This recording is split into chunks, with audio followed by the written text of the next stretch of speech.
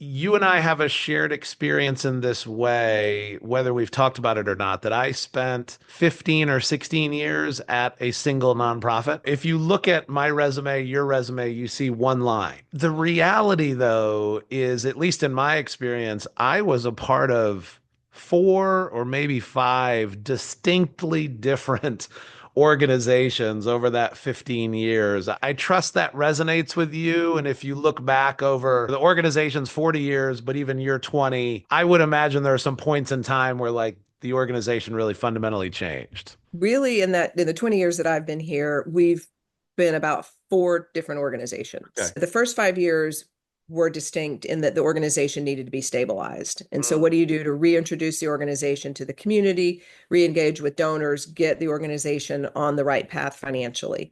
These So are we the were in first, your first 5 years, not my the first first five five years, of the, not yeah, got it, right. got For my first 5 years it, here got it. had just sort of suffered from well-intended people, went Yeah. through, we had one executive director for 10 years, had five executive directors over the next 10 Oh, years. wow. Yeah. And now, so there were people literally coming to the job and leaving 2 or 3 days later or 2 or 3 months later.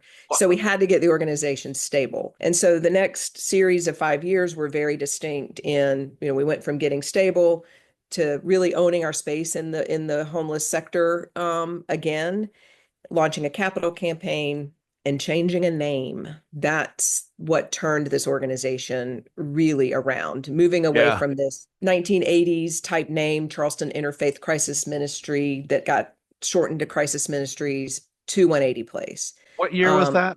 that was 2013, 2014, kind Okay. of spanned Okay. 2 years. So we changed our name and moved into a new building. So we really became a different organization visually. Our core mission was the same, our core values were the same, but the way we represented the issue in the community became Yeah. different.